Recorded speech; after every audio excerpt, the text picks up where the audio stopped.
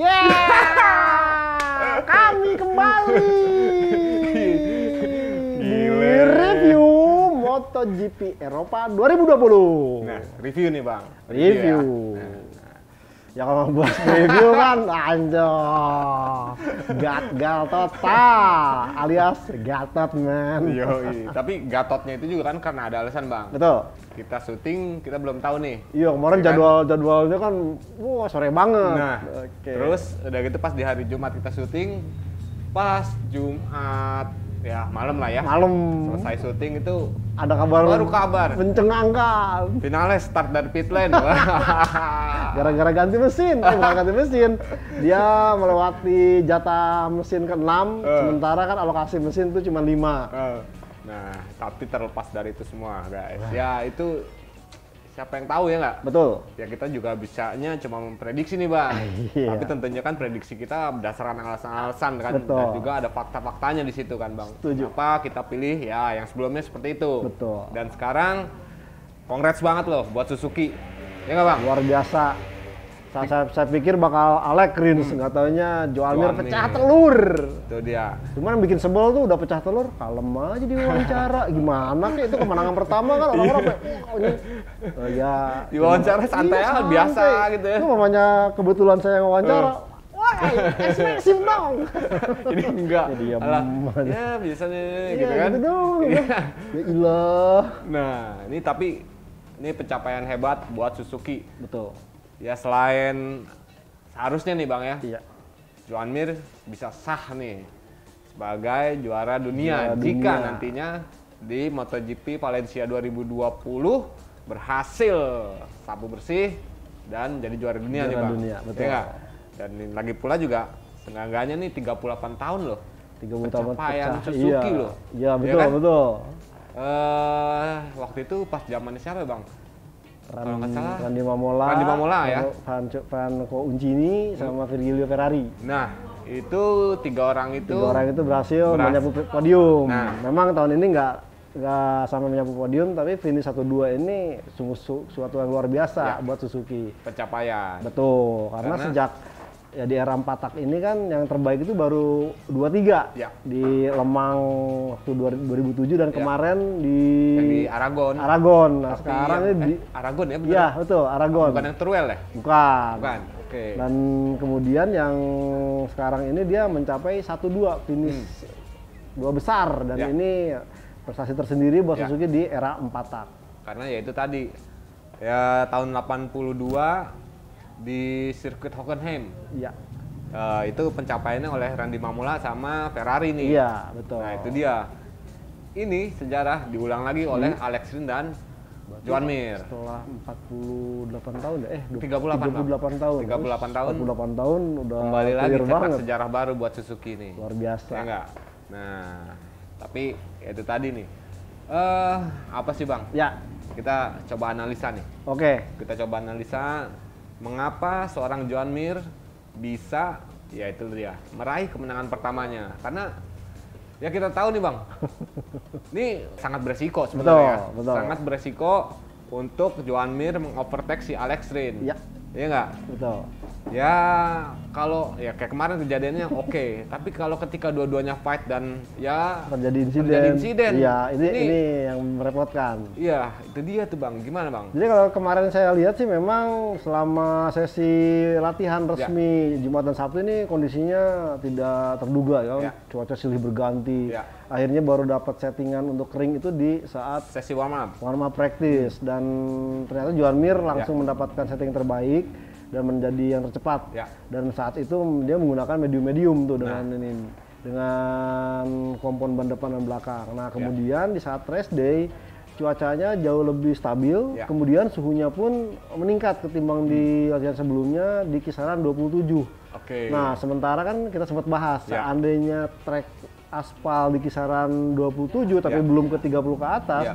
opsi paling opsional paling tepat adalah medium dan Medium. medium. Ya. Dan ini yang dipilih oleh seorang Alex Rins Ya. dan juga Joan Mir. Joan Mir. Oke. Nah, di sisi lain juga memang karakter motor inline Ya. ini sangat pas dengan medium-medium. Itu sebabnya kalau kita melihat sebenarnya andai kata Morbidelli mungkin menggunakan opsi medium-medium bukan hard-hard, bisa juga lebih fight. Nah, mungkin kemarin Morbidelli memperkirakan suhunya bakal naik. Nah, itu dia tuh. Nah, itu yang pertama, artinya pemilihan medium-medium cukup apik. Yang kedua adalah musuh-musuh yang menjadi pesaing utama seorang Joan Mir bermasalah. Bagaimana seorang Viñales start dari pit lane, kemudian Quartararo, wah tertatih-tatih dan bahkan dia melakukan kesalahan itu sendiri. Saya pikir sempat ada crash sama Alex Espargaro ya. Ya, kalau pendukung Quartararo pasti wah Alex Espargaro nih gimana? Ternyata pas di tayangan ulang, itu clean. Geeran, Quartararo dikira ini ikut jatuh, jadi inget kejadian Barcelona yang Petrucci yang mau jatuh sama Zarco yang jatuh. Nah, di kondisi ini membuat sepertinya Joan Mir jauh lebih fokus, bahkan saat dia berduel dengan Pol Espargaro, karena Pol Espargaro ini asli dia blank sama sekali dengan kondisi ban, pemilihan hard medium ini juga judi, tapi ternyata cukup bagus.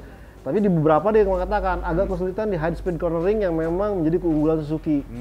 Nah, kemudian di beberapa lap tersisa, karena kita tahu Mir seorang pembalap yang mampu menjaga keausan ban, dia baru bisa menekan cukup bagus di paruh kedua balapan. Nah, kemarin itu dilakukan tekanan terus kepada Alex Rins. Nah, nahasnya Alex Rins melakukan kesalahan. Dia mengaku dia melakukan kesalahan karena misgear katanya.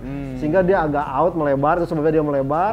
Ini membuat kesempatan buat Joan Mir untuk menyalip, sehingga di saat di depan Joan Mir sudah tidak bisa dikejar meskipun Alex Rins itu berusaha keras. Itu dia tuh Bang. Padahal gue sempat berpikir ketika gue tonton ngasih nih tim order nih gue bilang kan. Karena kalau kita lihat ngambilnya tuh enak banget Bang. Alex Rins tuh ya istilahnya seolah ngelebar biar si Joan Mir masuk nih, ya kan?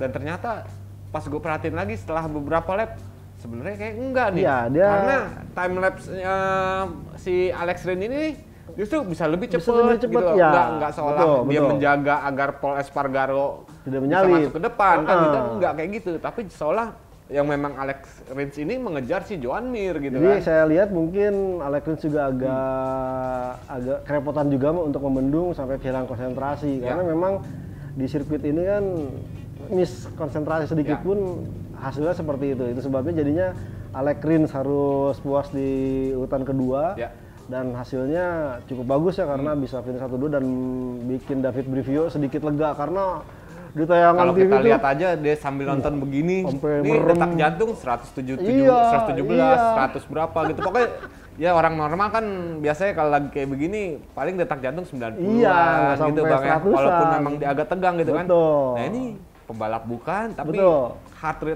heartbeatnya itu udah kayak finalis lagi balapan aja, 120 gitu kan. Dan saya rasa ya wajar seorang Brivio, karena ya dengan kondisi saat itu ya mengharapkan pembalapnya jangan sampai melakukan kesalahan. Ya takutnya mirip kejadian dulu Iannone dengan Dovizioso yang di lap terakhir malah terjadi duel parah. Itu di Argentina ya? Betul, akhirnya dua-duanya malah crash.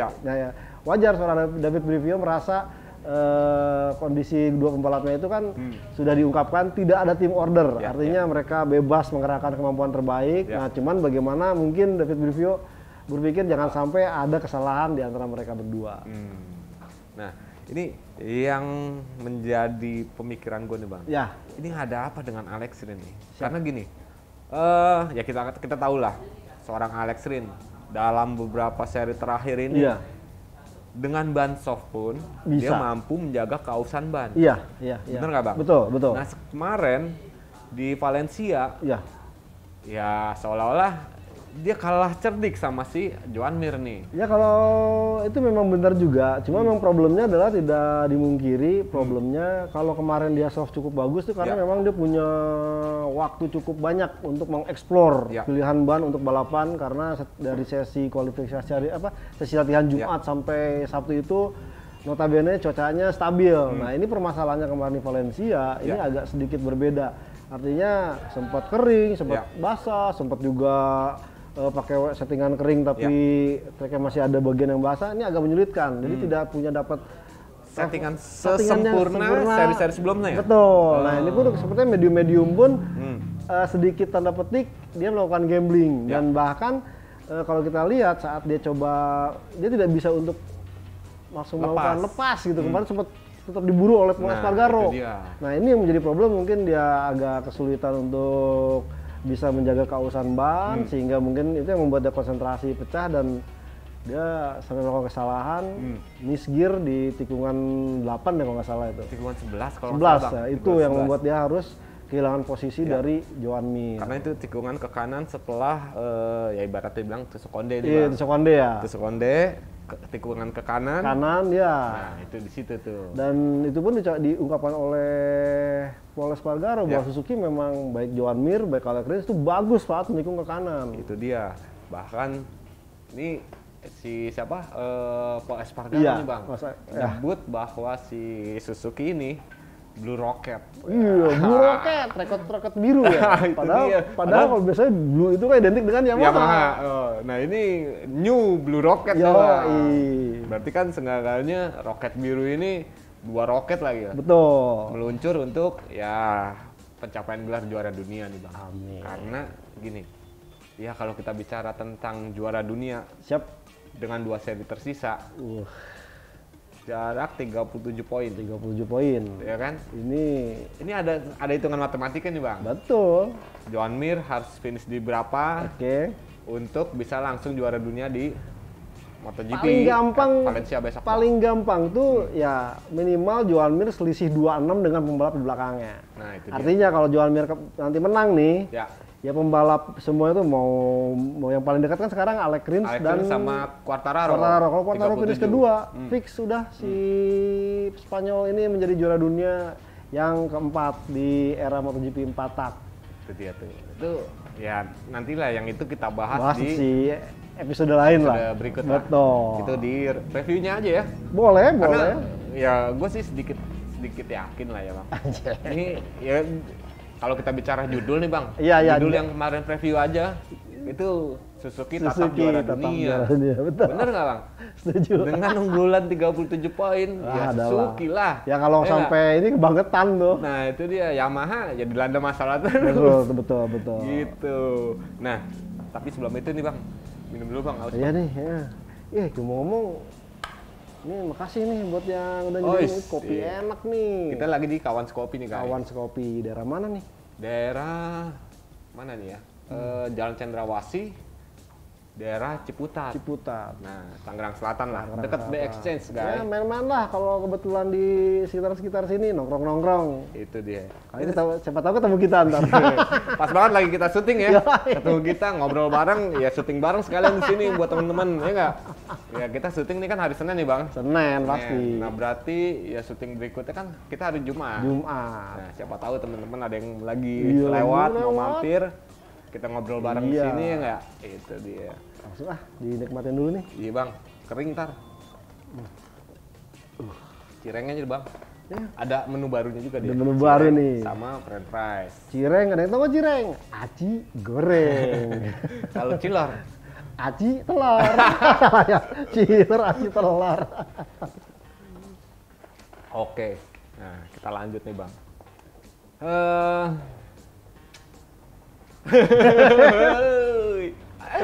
Ini seru karena kenapa? Ya kita bicara tentang Yamaha. Waduh. Peluang terbesar untuk menggagalkan Suzuki juara dunia kan ada di Yamaha. Ducati ya jauh Bang. Jauh salah. Ya nggak? Ducati paling berharap tuh hujan, karena ban hujan itu belum ada perubahan. Itu dia. Apalagi 2 seri berikutnya masih digelar di Valencia dan juga di Portimao nih. Ini ya masih sedikit gambling nih. Betul. Untuk yang Portimao, tapi yang Valencia kita lihat sih ya tertinggi Jack Miller, Joan Zarco. Iya nggak? Dovizioso yang kandidatnya yang di paling belakang, maksudnya nggak di paling belakang sih, tapi ya dari yang diharapkan bisa bersaing. Justru disalip Binder malah kemarin. Set. Ini kita bicara tentang Yamaha, oke. Masalah bertubi-tubi. Tuh. Ya nggak, pembalap dibuat kocar-kacir. Betul. Dari di race nih. Maverick Vinales start dari pit lane. Posisi tapi keren bisa finish 13. Betul. Itu 5 detik setelah start dikejar. Akhirnya finish 13. Franco Morbidelli salah pilih ban. So-soan pakai hard. Dapetnya hard, tapi udah gitu salah tekanan ban ya Bang? Iya. Jadi kasusnya sama kayak Quartararo. Di mana tuh Bang ya? Aragon ya? Aragon, iya dia pakai medium saat kanan Bang. Nah, itu kasusnya sama tuh ya. Betul. Nah, ini Fabio Quartararo ya tadi ketiban sial juga.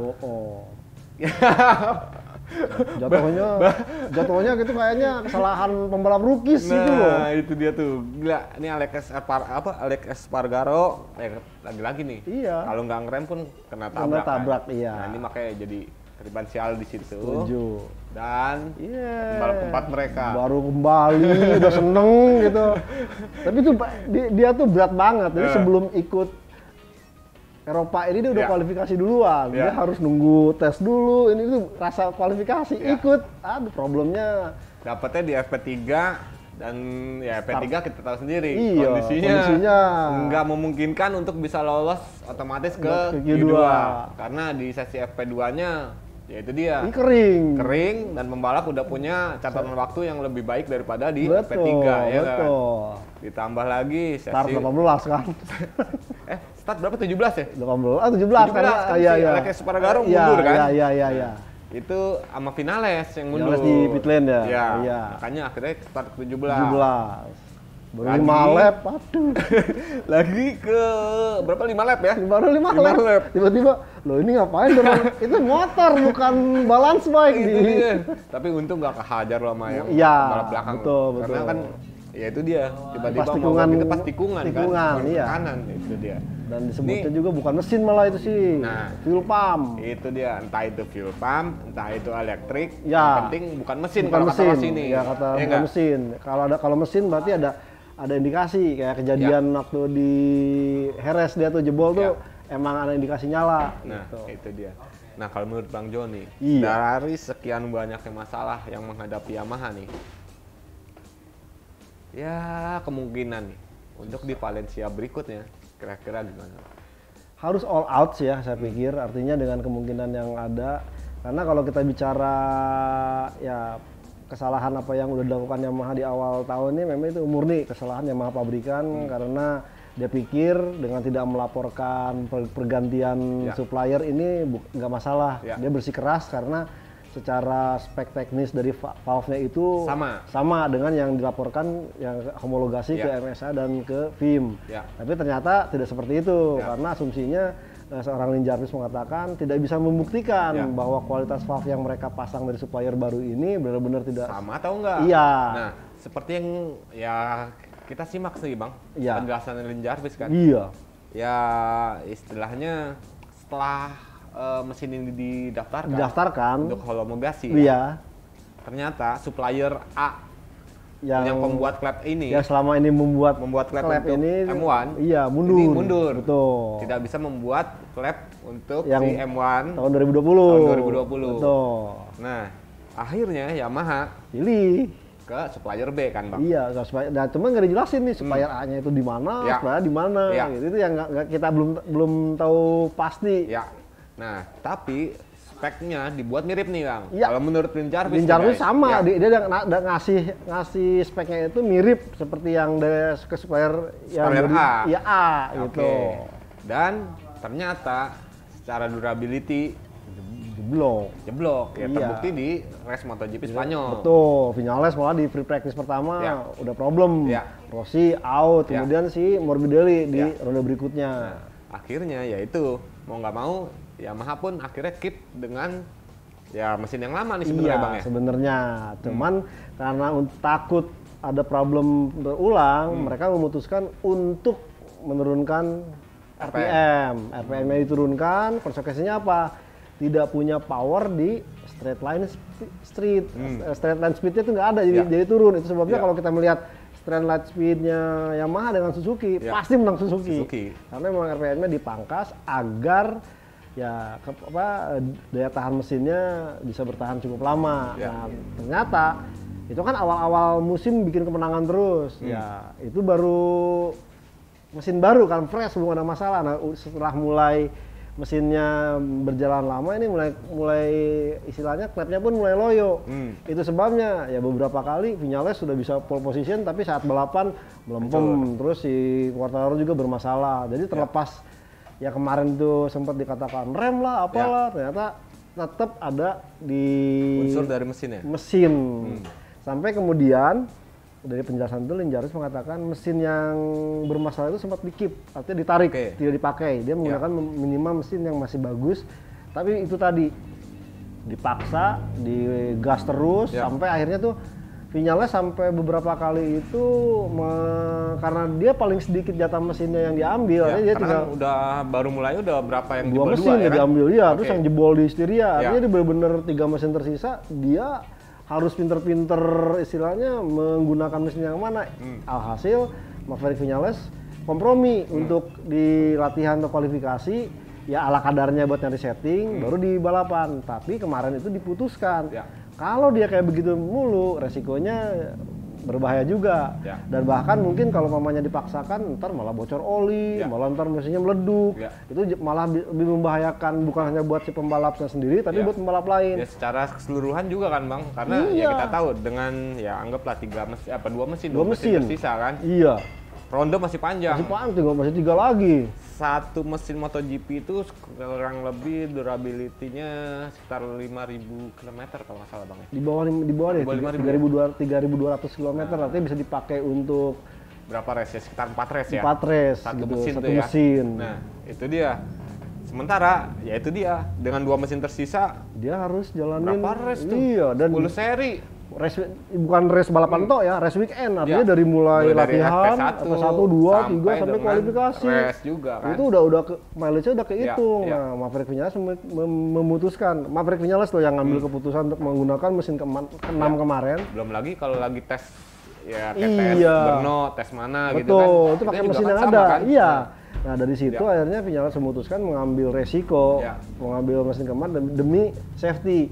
Dan catatan nih, dengan kemarin dia ganti mesin, bukan berarti Viñales di ronde berikutnya bakal start di pit lane, enggak. Dia hanya start di pit lane di Valencia ini, nanti Valencia 2 dan juga antar Portimao, dia tetap akan ditentukan dari babak kualifikasi atau finish di hasil kualifikasi. Itu Viñales. Kalau Quartararo mungkin sebenarnya ya dia terpukul banget tuh Bang. Terpukul jelas, karena kalau sejak melihat dari dia wawancara di press conference, dia orang yang paling defense pada saat ditanya, padahal si wartawan itu nanya, Yamaha lagi diinvestigasi soal ini, gimana pendapat lo? Itu belum gilirannya yang ditunjuk, Quartararo langsung pasang badan, wah jangan nanya itu, kalau itu silakan nanya ke Yamaha, langsung tutup mulut. Masih istilahnya langsung seperti itu. Dan kemarin menemukan kondisi balapan bahwa dia agak kesulitan di basah, sampai orang-orang cemen nih. Nah itu nanti kita bahas tuh Bang. Oke. Yang cuap-cuap 5 menit. Kenapa Quartararo ya nggak bisa membuktikan kualitasnya di trek basah. Ntar itu kita ini bukan cuma sekedar ya karena dia belum pernah gitu. Tapi adalah nanti faktor lainnya, kita akan bicarakan itu. Dan kemudian sebenarnya kemarin harapan saya tuh ada di Morbidelli, karena Morbidelli yang sempat cuap-cuap di seri sebelumnya akan agresif gitu, ternyata problem juga. Dan mungkin kalau ke Valentino Rossi ya istilahnya harapannya mungkin bisa jauh lebih sempurna lagi, atau entah gimana, ntar Yamaha benar-benar mesti melakukan langkah yang sangat-sangat ekstrim di Valencia ini, minimal mungkin berusaha menggagalkan Joan Mir tidak mendapatkan juara dunia di Valencia. Tapi itu sulit guys. 37 poin, 2 seri tersisa. Wah, udah bener sesuai judul, Suzuki tetap juara dunia, ya enggak? Itu. Nah, Bang. Kita bicara tentang seorang Pol Espargaro. Pol Espargaro. Ini sebenarnya di preview kan kita masukkan dalam nominasi. Betul. Tapi ya ibaratnya nggak terlalu di podium lah. Betul. Tapi masuk dalam nominasi podium sebenarnya. Iya, karena sempat 2018 bikin history masuk podium pertama buat KTM. Betul. Nah, ini faktor apa Bang yang membuat Pol Espargaro bisa membawa KTM ke podium ketiga? Pertama memang kalau kita melihat pembenahan dari sasis dari yang tubular steel menjadi U-shape tubular ini membuat kemampuan KTM mampu cukup cukup bagus di saat pengereman. Meskipun Paul Espargaro mengatakan di high speed cornering masih kalah. Agak sedikit kalah. Iya. Bukan agak sedikit sih, memang kalah. Dan bahkan Paul Espargaro mengatakan kalaupun tadi milih medium mungkin kelar udah gak akan bisa fight. Artinya kemarin pemilihan hard dan medium itu udah sangat tepat. Nah tinggal mungkin nanti KTM ini ya tahun depan kan Paul Espargaro udah nggak ada nih. Ya mungkin Brad Binder, Oliveira, kemudian Danilo Petrucci dan juga Iker Lecuona mungkin harus bisa memberikan atau mendapat feedback bagus dari seorang dari Pedrosa bagaimana menghadapi sirkuit yang kecil kayak Valencia ini. Kalau mamanya itu udah teratasi, bukan tidak menutup kemungkinan bisa bersaing, malah bisa unggul atau juara di Valencia. Mungkin untuk seri besok nih, minggu yang Valencia nih, mungkin Pedrosa harusnya datang ya bang. Pastinya. Harusnya datang. Dia malah kemarin rajanya Valencia itu. Mestinya ngasih tahu kasih nih. Wejangan gini gitu. Nah. Dia malah kemarin latihan di tempat lain, ya? Di Jerez malah di Jerez. Dia tesnya di situ bang. Betul. Tikungan mana ini sama Valencia? Oh itu gua tesnya itu aja di situ aja gitu kan. Ya sebenarnya kemarin kepikiran gitu. Iya kenapa dari Pedrosa nggak diekstrak aja gitu ke pembalap KTM nih? Karena kemarin praktis mungkin cuma Iker Lecuona karena kemarin kan absen. Ya karena kakaknya ya. Saudaranya terinfeksi COVID-19 karena ada aturan harus dikarantina selama seminggu. Tapi berarti minggu depan Lecuona udah bisa. Mudah-mudahan. Nah, guys, itulah apa? Ya review dari MotoGP kita nih bang. Eropa 2020. Itu dia, kira-kira nih dari teman-teman. Juara dunia nggak ya Suzuki? Seru. Juara dunia nggak nih? Jawabnya sejarah nih. Kalau sampai Joan Mir ntar menang, itu terus si Alex Rins kedua, itu udah langsung ngunci tuh, ngunci gelar juara dunia tim juga dan bahkan juara konstruktor pun sekarang di tangan Suzuki bisa. Finish 1-2 ya nggak? Kemarin ya ada pengurangan poin dari Yamaha. Ya nggak? Ducati belum begitu bagus. Honda juga agak-agak ketahan. Nah, ya di seri kemarin ya paling terdekat nih Yamaha kan? Iya. Di pukul 50. Terakhir pada pembalapnya juga sekarang, aduh. Itu dia. Keren lah Suzuki. Siap menatap 3 gelar juara dunia. Sapu bersih. Wes, itu kan sapu. Oke. Ya bang. Nah, teman-teman kita akan ketemu lagi nanti di preview MotoGP Valencia 2020 ya? Iya. Oh iya, sama satu lagi bang. Apa?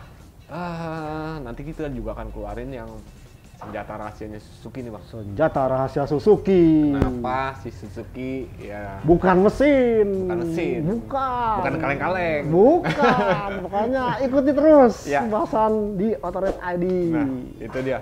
Oke, saya Kabudiansyah dari Autorace ID dan juga gridauto.com. Mohon pamit guys. Saya Jonilo Mulia dari motorplusonline.com. Ikut pamit juga. Nah, cirengnya sambil dimakan bang. Iya, sampai jumpa. Pamit dah. Sampai jumpa.